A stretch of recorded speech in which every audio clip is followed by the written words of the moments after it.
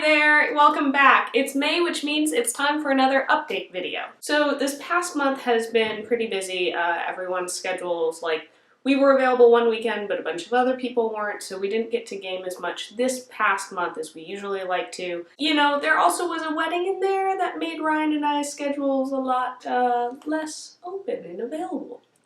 We did get together last weekend and finished up Ryan's Shadowrun Biker one-shot, two-shot session. So where we picked up, we were in a town. We had just had this interaction with Lone Star, which didn't really go smoothly, and we weren't able to get out of the town because they had kind of done a lockdown. So we were trying to come up with ways to, how do we get out of here? And what we ended up coming up with was we hired some other kind of runners to help us get out. They were like, okay, we can't give you any details beforehand, but show up here, make sure that you've got your keys and your bikes, and we'll get your bikes to you separately. You'll make it out of there fine. It'll be great. So what ended up happening was we show up and we get told that there's going to be a bag under this particular bench. We'll need to make sure to get the bag and what's in the bag. My character walks over and checks out this bag, and he opens it up and looks inside and is like, huh, there's a bag of some kind of drugs and there's a whole bunch of first aid stuff. Like, there's a really high quality first aid kit. And kind of sitting there thinking,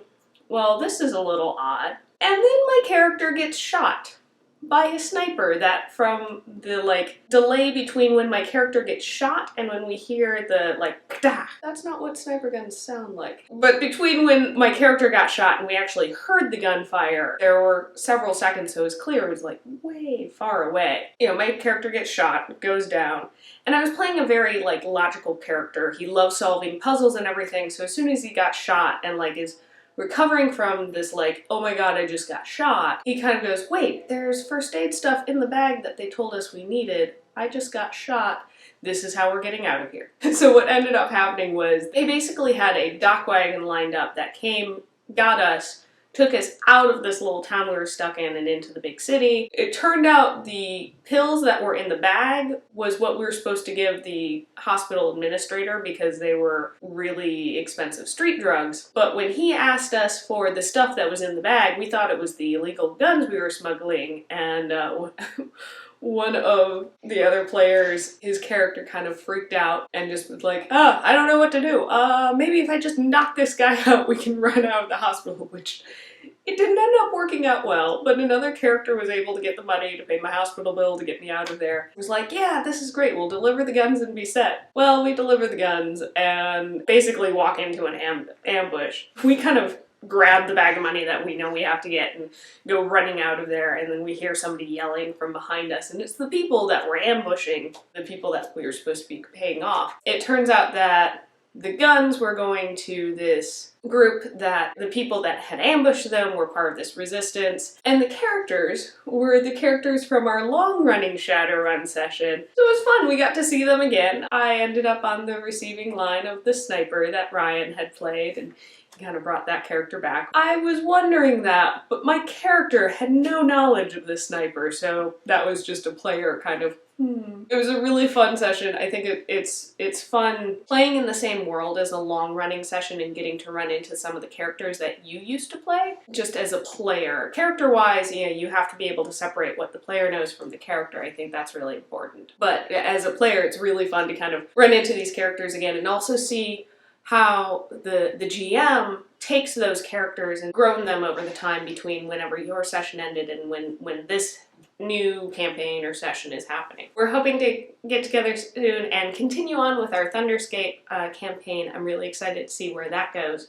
But first, we're all planning on going to see Avengers 2 this weekend, which I'm really pumped for, really excited. And if you don't already know, Saturday is Free Comic Book Day, so that's kind of going to be what's taking up our day. And in honor of Free Comic Book Day this Saturday, my book recommendation to you is a comic. I'm recommending Lock and Key. It's an amazing comic. Joe Hill wrote the comic and Gabriel Rodriguez is the artist. As you can tell from the subtitle, it's very Lovecraft inspired. If you're a fan of Call of Cthulhu or any kind of Lovecraft horror type genres, definitely pick up this comic. It's a really great inspiration. Also just amazing items. It deals a lot with these keys that have different abilities, which I think any game that has any element of fantasy in it, you could probably steal some of the ideas for these keys.